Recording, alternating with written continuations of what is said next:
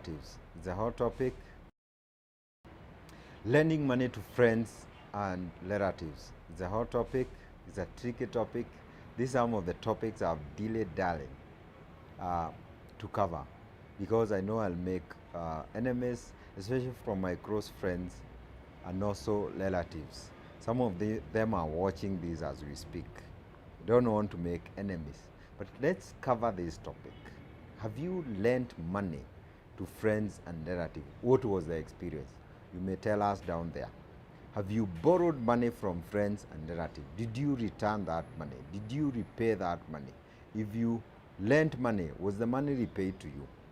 Do these relatives want to see you eye to eye when you meet in events, Christmas, when you meet over family gatherings? Do you even meet in the first? Do they pick your calls? Do they pretend that they don't remember that they had their own money? Life is like nothing happened, yet they have had your money for years. Of course, a lot of bitterness develop, a lot of disappointment. This is a topic that we can talk about until the day end. My name is Reuben. Welcome to this channel. Thank you for subscribing. If you have not subscribed, please don't forget to subscribe. We cover about life, we cover about business, we cover about investment based on our stories and also research content so that we can help each other. So you can tell us as we proceed. Have you lent money? Have you borrowed money? Did they repay? Let me say this. If you're starting a business or you have a problem, the easiest way to get money is your friends, your relatives, because this money is convenient, it is cheap, it is flexible, unlike a bank. And this no CLB for borrowing money when you borrow from friends and family. That's why it is so easy and people take advantage. There are people who want to maintain relationships. Relationships are more important than money. And we have to balance both. But money is also important as a person because there are those people who are either ignorant, they don't know. There are those people who want to take advantage, and they are your family and friends. Not everyone is good, not everyone is honest. How do we ensure? What are these practical tips should we consider before you send us money? I'm going to share 10 of them. But there is data, general data that has been shared before that says only 2 out of 10 people, family and friends, return money. And this is even out of my own personal experience. Only 2 out of 10 will return their money. 8 out of 10, mtakosana, you'll take them to court. This is the way life is.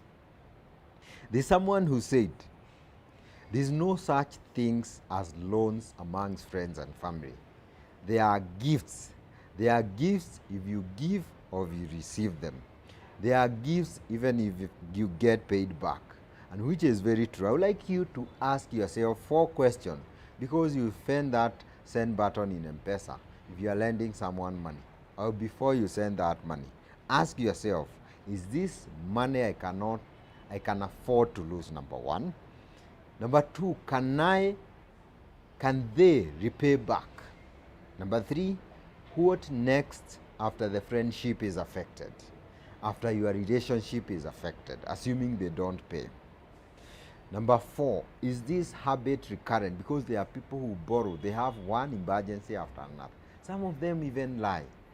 This is so prevalent in our society. And I also want to say this. There are many problems in our society. The cost of living has gone so high. People go to colleges, universities, they don't get jobs. You have to survive. There are people who devise ways to get money from all sources. They don't care about your relationships. And that's why we are covering this topic. If you're one of those people who really want to empower people, to change people, to help them, people should not take advantage of you. And I also want to say this as I start.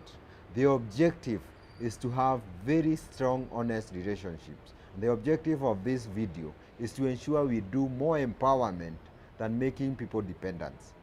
There must be a difference. And we are going to cover the 10 tips. These are very practical before lending money. Allow me to cover them very fast.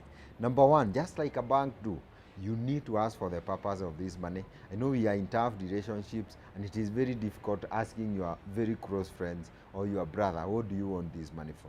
But you have to do it in a wise way. Find ways of asking this question because it's very important. Just like a bank will do their own checks. They'll do their own audits, they'll do their own requirements to check whether you can be able to repay this money. You have to do the same in a very subtle way, in a very wise way. Find out, are they able to pay their own that money?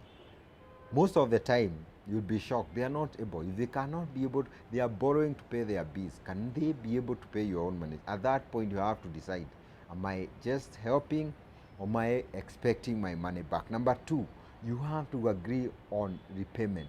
I know most people don't do this. Somebody calls you very fast, they even have been arrested by police, for example, please send me 5,000 or 10,000. There's no time to discuss about whether, excuse me, they are going to return their own money, your own money. But you need to have a way of confirming. Even if not immediately when the incident is an emergency, maybe way later, a day or two. How would you like to return this money so that you manage your expectation and they also know that you expect the money to be returned in 1 or 2 or 3 months? You have to clarify and make it very specific. Number 3, you may include interest. Why am I saying this? Because if you are giving someone a lot of money, you may as well invest money in the latest infrastructure board that was giving you 14%. What this means is that if you have a million shillings, give you 140,000 shillings per year. That's some good money. That's passive income. You can actually be paying yourself. You can include some reasonable interest because this is family. Remember, you are trying to help them. But at the same time, they should also not take advantage of this. You have to understand, for our relationship to be honest, to be stable, and for posterity to be able to have sustainable relation. Number 4, please document everything. Most of us don't, and people forget. You tell someone, I sent you 10,000, then he's, I can't remember that. You keep looking for M-Pesa. What about if you are to document, I lent you this money on this date, maybe for this purpose? Very small notes. Our phones have many notes. There are those people who survive by writing books. You may consider what works for you and do that. Number 5, you also have to discuss early enough the potential impact of that lending to the relationship. What if they are not able to pay? Are you able to lose the relationship?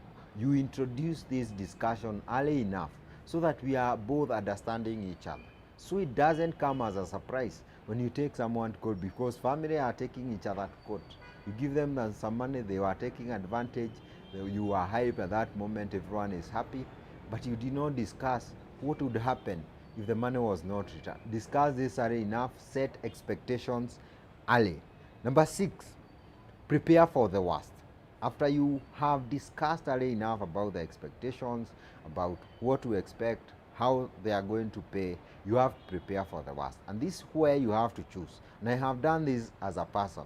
Lend somebody money, you have to choose between the relationship and the money. It reaches a point where you say, okay, this is my brother, this is my sister, this is my close friend. Now let me maintain the friend and lose the money. But before then, these are some of the tips that can help you evaluate and prepare yourself before you lend this money. Number 7, it is okay to say no, because as I've said, once you evaluate, a bank evaluates this and they don't approve your loan, you can actually do the same. Sometimes you realize somebody will not return your money, and in worst case scenario, you lose the relationship. So you save the relationship but not giving them money. And I want to say this, not every solution requires money. If you throw money to problems, you'll never solve some of these problems. Most people maybe don't need the money, they need ideas. I will give an example. Somebody called me, this is a close relative, they were taking their son to the university. They did not know that they can apply for help, they did not know they can fundraise. There are many ways of ensuring the kid goes to the university. Being there myself, and I did not come from a very rich background, I came from a hard background, I have to do some, I gave them ideas. You don't need to borrow money from me. Number 1, go to help offices, they are near Nairobi, and you apply for help. That person will be paid for. Number 2, do fundraising, I'll come for that fundraising so that I don't carry the burden alone. I knew this person cannot be able to repay the money.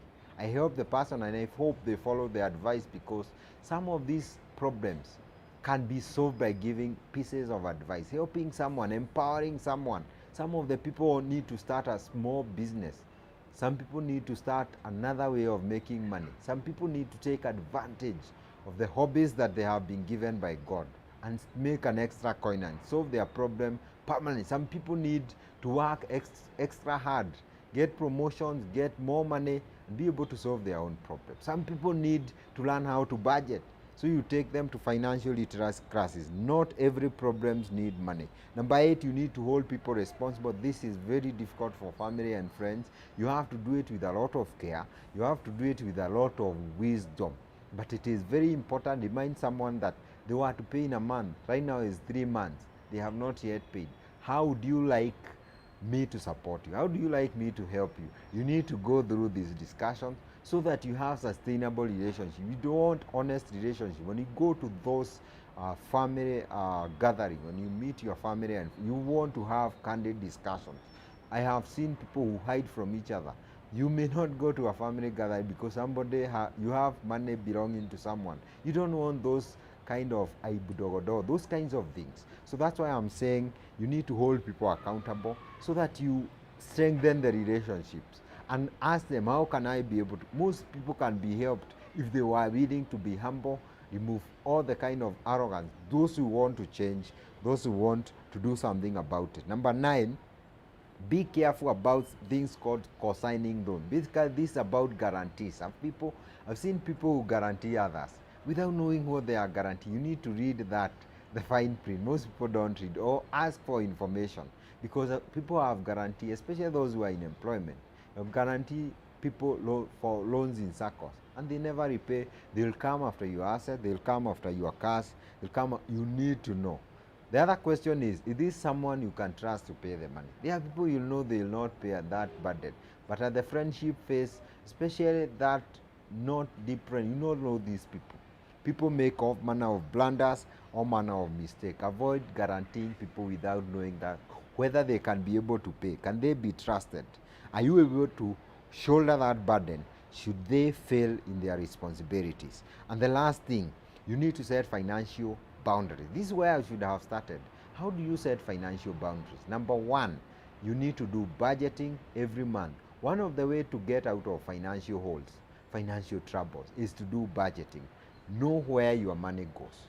50% ideally most of the time goes to your daily expenses. These are rent, this is food, transport, and all those things. 30% should go to your investment, and 20% maybe should go to your savings and stuff like that. You budget depending on where you want your money go. What it does to you, you will not lie to people that you don't have money. You are buying a plot in Nakuru or Gong, for example. So that money is going to Gong. So you cannot be able to lend to someone. You are not lying. And this is something I do. I have many people who depend on me on one thing or two, and I have people who have tried to borrow money from me. And one of the answers I give, I'm not poor. I don't have to lie that I don't have money, yet I have it. But I budget it in a way that that money is going to my kids' education. You don't want after 5-10 years, yet you had some money. Your kids cannot pay school fee. You cannot pay your medical expense because your money has been loaned to other people.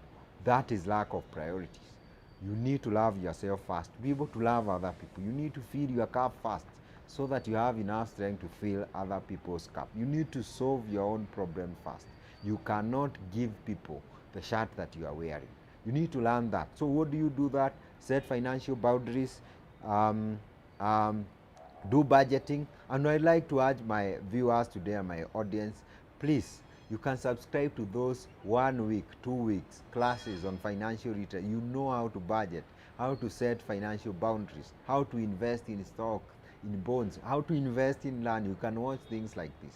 And have you lent money to people before I forget? Please share your story there. Did they return your money? How can we ensure that you don't fall into temptation where you lend money and it's never returned?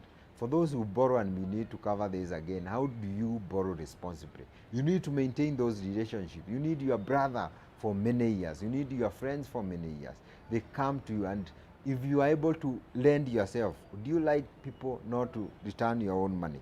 So I would like to encourage my viewers to do more of awareness, understand how things work, look for information, ask questions. You don't need to keep lying that you don't have money so that you don't give people you know clearly they are not going to pay. These are some of the tips. You can add others there.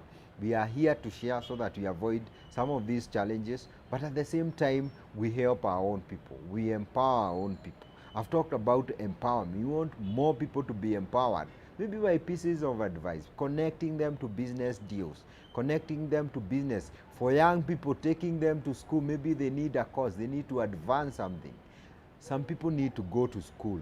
Some people need to increase their incomes in their employment, be able to increase, to take care of their financial difficulties. Some people need to start small businesses. Some people need to take advantage of the talents they have so that they make an extra coin. There are so many ways of empowering people as compared to making them dependent, because that's what people become if you keep them giving them money without looking at whether there's something they can be able to do.